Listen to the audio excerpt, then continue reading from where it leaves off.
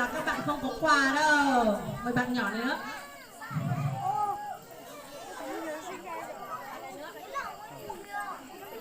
Sát lên sân khấu cho anh Cuội xem nào. Sát lên sân khấu. Ba bạn nhỏ đằng sau lùi ra một tí. Các em ơi! Hôm nay là ngày gì nhỉ các em?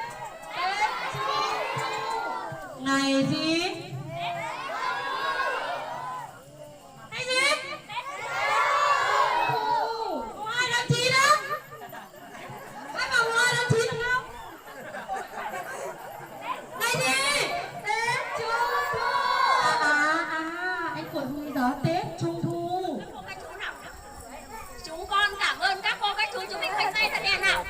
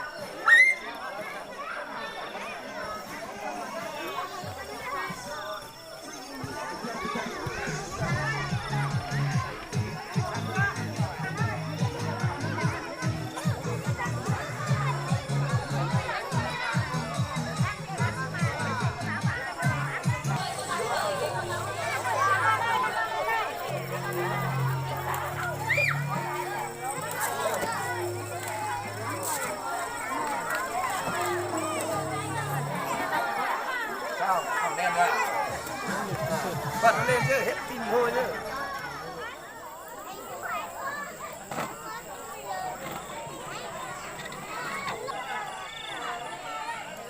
Có với anh Cuội với chị Hằng không?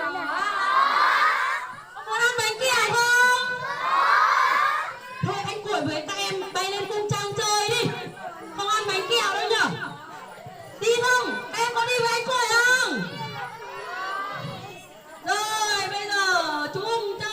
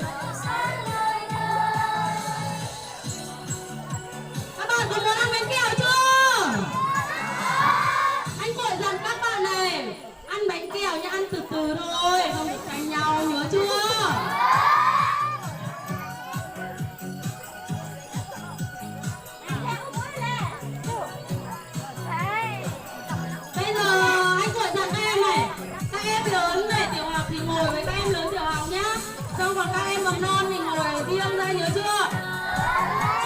Vì các anh một to ăn to nên là các anh cứ ngồi với nhau sau và tranh nhau nhá.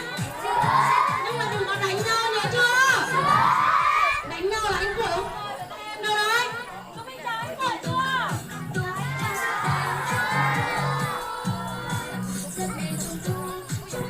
Nào, các bạn qua đây nào, các bạn tiểu học. Ngồi cho về. Các bạn tiểu học. Các bạn mầm non sang bên này.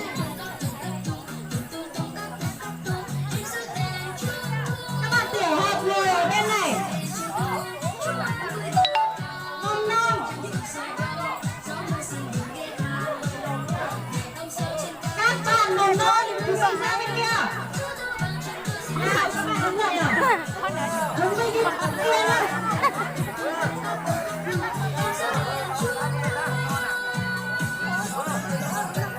Các bạn tiểu học ngồi cùng nhau. Mầm non này đi sang bên kia.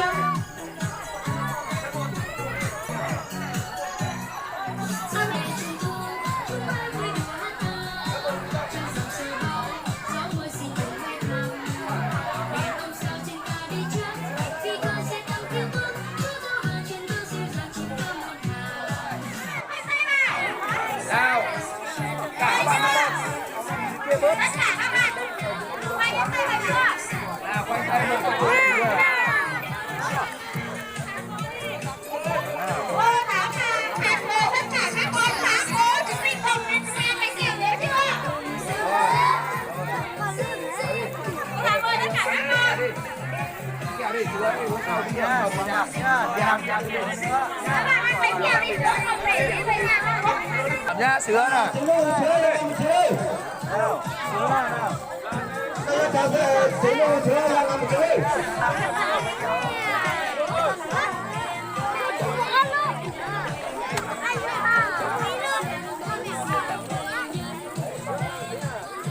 Đừng ăn luôn.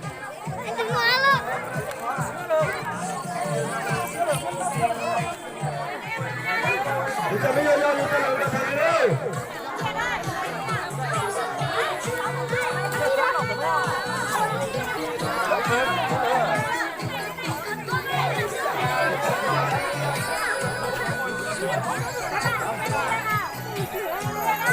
Nào, tập tiếp nào.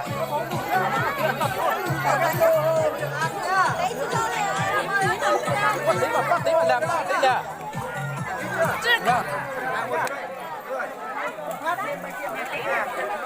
Thế bây giờ nhớ đi. Sẽ là nhớ chưa? Đây.